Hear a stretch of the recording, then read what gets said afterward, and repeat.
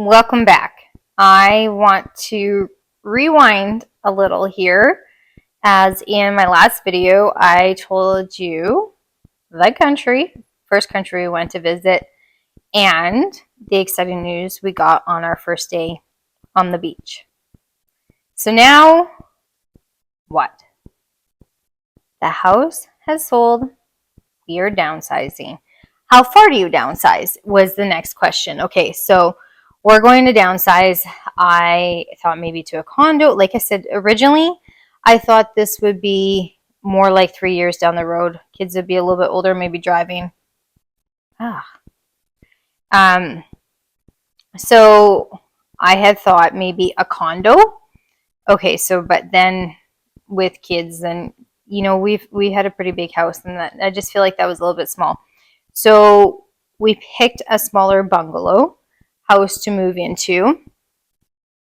So we have a bungalow, and we have tried to go as low maintenance as possible with it, is what essentially we've done. So we went from a big house with a big backyard and grass and weeds and gardens and pots and flowers and watering systems to a house that has, it feels like it's a 14-foot wide backyard. It can touch one side to the other, and turf. And we're ripping the grass out in the front. So the idea is low maintenance, there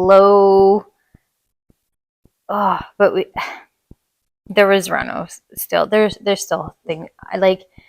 Really, I'm not always happy. I am always having to change stuff. I love architecture, and I love interior design, and I love the beauty of an indoor thing. And that's what leads me to think that I don't know if I could live in a jungly type country, because I feel like I need buildings around me. I just want character and architecture. So needless to say, I can be happy with the way it was. So there is reno, so it's not as cheap, but the house is smaller, the mortgage is smaller, the bills are less, and the property taxes are less, the water bill's less, like everything is less as we save and as we travel to figure out which country we are going to become expats in. So you keep hearing me say expat, and I believe the word is expatriate. Is that how you say it? Expatriate? Hold on. Let me tell you the definition of it. I was right. It's expatriate, and it is a person who lives outside their native country. So we're both raised, me and my husband, in Saskatchewan, Canada, the flattest, coldest place in Canada, I swear to God, and with little of nothing to do around where we live in Saskatchewan. There is some places that are much nicer in Saskatchewan up north, but we kind of live in the boring flat part. But don't get me wrong, it is the most beautiful sunsets anywhere, and I've heard people come from many other places and say that they love the sunsets here. Essentially that's why we're the land of the living skies. Anyways, so we're back to low maintenance. That's where we're at. So we've downsized the home.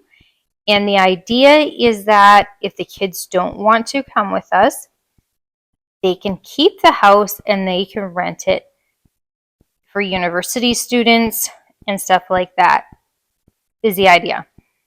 Well, at least that's what we settled on for now. So that's where we are with our low maintenance and idea of kind of where we're going to start with the financials of the situation. Mind you, we've been both, me and my husband have been both at our jobs for almost 20 years, saving for retirement. So we do have that under our belt. So it's not like we're going into this with no money. But yeah. Okay. So that's where we're at. And I will tell you of our first country that we visited and if we liked it or not.